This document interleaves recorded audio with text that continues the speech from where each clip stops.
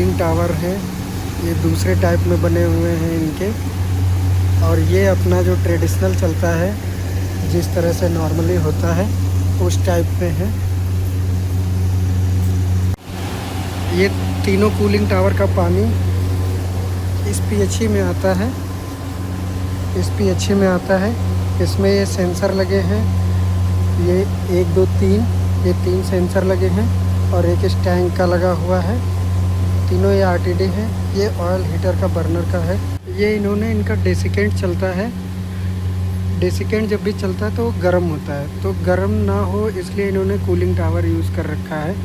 और cooling tower में कितना टेम्परेचर आ रहा है वो इसका सेंसर है। ये इन हो रहा है कितना आउट हो रहा है, और ये कितना डेसिकेंट का इन हो रहा है, कितना डेसिकेंट का आउट हो रहा है, सेंसर लगा हुआ है। उसका कंट्रोल ये लोग ये सोलेनॉइड वाल्व से करते हैं, जिसका पैनल हम लोगों ने बना के दिया है। प्रॉपर काम करता है ऑटोमेटिक मोड में, ऑटोमेटिकली। बेसिकली हमने दोनों ही पैनल दे रखे हैं। जो अभी हमारे पानी का टेम्परेचर है वो वाटर सिटी इन ये 25 डिग्री है, आउट हो रहा है 26 डिग्री।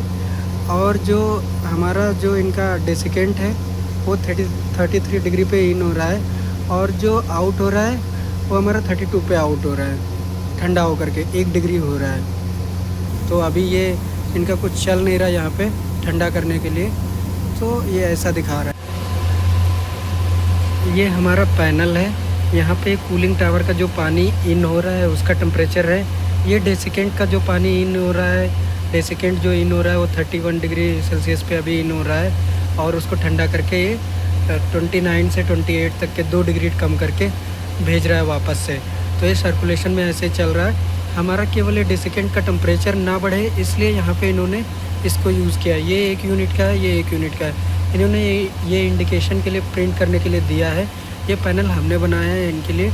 ये इंडिकेशन जितने वो प्रिंट करके हमें देंगे तो हम लगाएंगे इसमें, अभी वो लगाया नहीं। और हमारा ये पूरा इनका ऑनलाइन डैशबोर्ड जो हमने दिया है ये प्रॉपर वर्क करता है।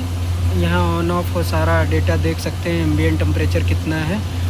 उसके साथ साथ ये नीचे ग्राफ वगैरह सब कुछ है, सब कंट्रोलिंग वगैरह दे रखी है हमने। और फिर ये डेटा भी यहाँ पे देख सकते हैं। ये दोनों ही पैनल में हमारे IoT डिवाइसेस इंस्टॉल हैं जो कि प्रॉपर वर्क करती हैं। सारा डेटा जो है हमारा सर्वर पे जाता है MQTT ब्रोकर के थ्रू, और शेयरिंग होती है वहाँ से। कंट्रोलिंग और सारा कुछ हमने कर रखा है। ये हमारा पंप को कंट्रोल करने के लिए है मैनुअल मोड में। और ये जो हमारा ऑटो मोड है, ऑटो मोड अगर आप ऑन करेंगे तो एम्बिएंट टेम्परेचर जब भी जाएगा, एम्बिएंट ह्यूमिडिटी जब भी रीच होगी, वो ऑटोमेटिकली पंप हमारा बंद हो जाएगा और कूलिंग टावर का फ़ैन स्लो हो जाएगा। उस हिसाब से इसका लॉजिक बना है। ड्यू पॉइंट से जैसे ही मैच करेगा वो ऑटोमेटिकली कट हो जाता है। तो ऑटो मोड में भी चला सकते हैं इसको, मैनुअल मोड में भी चला सकते हैं। उसके लिए अगर ऑटो मोड ऑन करेंगे तो ये पूरा IoT से कनेक्टेड है। रियल टाइम में ऑटो मोड ऑन हो जाएगा, ऑटो मोड ऑफ हो जाएगा। हमने ये रियल टाइम में भी दे रखा है, कहीं से भी कंट्रोल कर सकते हैं रिमोट लोकेशन से।